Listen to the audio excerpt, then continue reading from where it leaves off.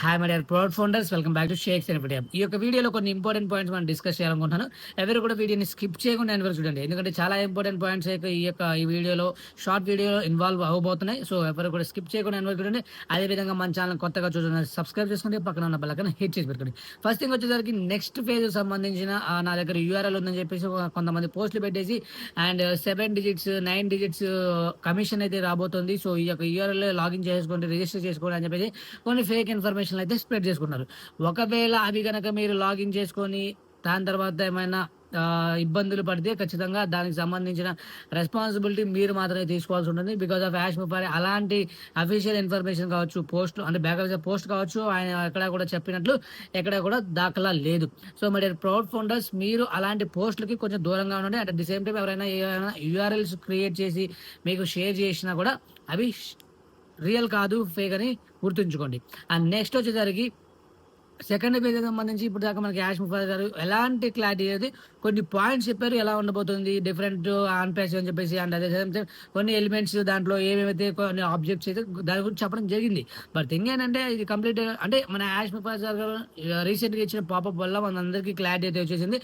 Due to కొన్ని legal issues వల్ల అని చెప్పేసి ఆన్ ప్యాసివ్ సంబంధించిన విషయాలు కొంచెం లేట్గా రావచ్చేమో కానీ, బట్ నెక్స్ట్ ఫేజ్ సంబంధించి నెక్స్ట్ ఏదైతే మనం అనుకున్నది నెక్స్ట్ బ్రాండ్ ఏదైతే ఉందో, నెక్స్ట్ కంపెనీ ఏదైతే ఉందో అది ముందుకు రావడానికి తీసుకొస్తున్నామని చెప్పేసి యాష్ ముఫారీ గారు చెప్పారు. బట్ ఇక్కడ ఏం జరుగుతుంది, కొంతమంది ఫేక్ ఇన్ఫర్మేషన్ అనేది ఇన్ఫ్లుయెన్సర్స్ అనేవి కొంతమంది ఫేక్ ఇన్ఫ్లుయెన్సర్స్ ఏం చేస్తున్నారంటే ఆన్ ప్యాచ్లు ఈ నెక్స్ట్ ఇలా పోతుంది, ఇలా జరగబోతుంది.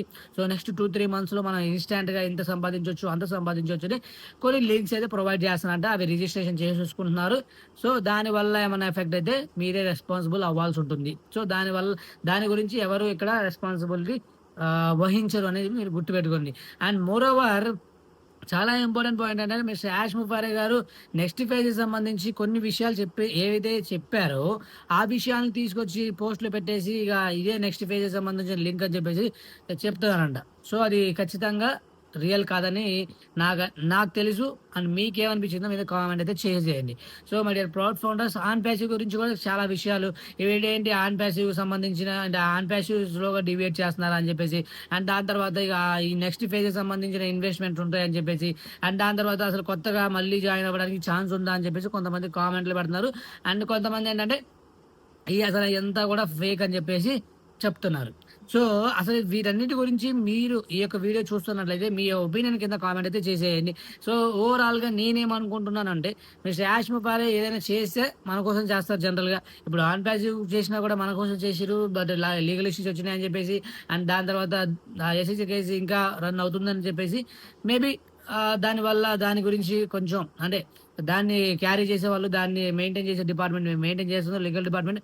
బట్ ఈ గ్యాప్లో ఏంటంటే మనం ఒక కొత్త దాన్ని తీసుకొచ్చుకొని మనం డెస్టినేషన్కి చేరుకోవడానికి ఒక ప్రయత్నం అని చెప్పేసి, సో నూతన అంటే కొత్త దాన్ని క్రియేట్ చేసుకుంటామని చెప్పేసి ఏదైతే చేస్తున్నారో ఆబ్వియస్లీ దానికి కూడా మంచి లైక్ అందులో పెట్టుబడి ఇన్వెస్ట్మెంట్ ఉండకపోతేనే మంచిదని నా భావన, ఇది నా ఆలోచన. మీకేమనిపించిందో మీ ఒపీనియన్ కూడా కింద కామెంట్ అయితే చేసేయండి. సో నెక్స్ట్ ఫేజ్ ఇన్వెస్ట్మెంట్ చేయాలి అనుకుంటే ఖచ్చితంగా మన ఫౌండర్స్ చాలా మంది చాలా వాటికి స్ట్రాంగ్గా ఇప్పటిదాకా ఎవరైతే అంత స్ట్రాంగ్గా నిలబడ్డారో నాకు తెలిసినంత వాటికి అంత సపోర్ట్ అయితే ఇవ్వబోరేమో. ఎందుకంటే నాకు వచ్చే మెసేజ్ల వల్ల, నాకు వచ్చే కమ్యూనికేషన్ వల్ల నేను చెప్తున్నాను అంతే.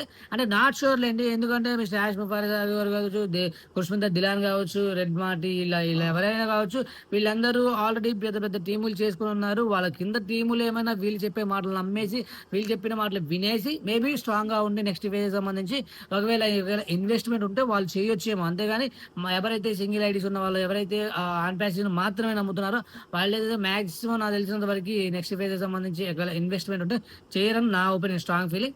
మీకు మీ ఒపీనియన్, మీ స్ట్రాంగ్ ఫీలింగ్ ఏంటో కింద కామెంట్ అయితే చేసేసేయండి. సో మై ప్రౌడ్ ఫౌండర్స్, ఈ యొక్క కంప్లీట్ ఇన్ఫర్మేషన్ ఏదైతే ఉందో ఖచ్చితంగా ప్రతి ఒక్కరికి రీచ్ అయ్యే విధంగా షేర్ చేయండి. వాళ్ళు కూడా తెలుసుకుంటారు అండ్ వాళ్ళు కూడా అప్డేటెడ్గా ఉంటారు. సో నెక్స్ట్ ఓ న్యూస్ అని మిస్టర్ యాష్ ముఫారీ గారు బ్యాక్ ఆఫీస్లో ఏవైతే పాపప్లు పెడుతున్నారో వాటికి సంబంధించి కూడా చాలా మంది చాలా రకాల ప్రశ్నలు వేస్తున్నారు. సో ఇవన్నీ క్రియేట్ చేసేవాళ్ళు మరి ఆన్ ప్యాసివ్లో ప్రొడక్ట్స్ క్రియేట్ చేసేయచ్చు కదా. సో, అప్పుడు అంటే బ్యాక్ ఆఫీస్ ఓఈఎస్ అనేది యాక్టివ్‌లో ఉన్నట్టే కదా! అని చెప్పేసి చాలా రకాల క్వెషన్స్ అయితే రైజ్ చేస్తున్నారు. సో, దానికి నిజమేంటి? అసలు దానికి పర్టిక్యులర్ కారణం ఏంటి? అని చెప్పేసి మనకు తెలీదు. మిస్టర్ యాష్ ముఫారా గారు చెప్పాలి. సో, లీగల్ ఇష్యూస్ వల్ల నేనేమి డెవలప్ చేయలేను. ఏమి చేయలేను అని చెప్పేసి మిస్టర్ యాష్ ముఫారా సార్ గారు మరి పాపప్‌లు కావచ్చు, ఓఈఎస్ యాక్టివ్‌లో ఉంది కదా! అని కొంతమందైతే అడుగుతున్నారు. సో, దానికి మిస్టర్ యాష్ ముఫారా సార్ గారు ఆన్సర్ ఇవ్వాలి. అండ్ కొన్ని వాటికి కాలమే సమాధానం చెప్తుంది. My dear proud founders. So, stay connected with Shakes Infinity at the same time OS illegal and authentic information కోసం. సో, ఇంకా మన ఛానెల్ సబ్స్క్రైబ్ చేసుకోండి. పక్కన ఉన్న బెల్ ఐకాన్ హిట్ చేయగూడదు. So, thank you founders. Thank you so much. Thank you for watching.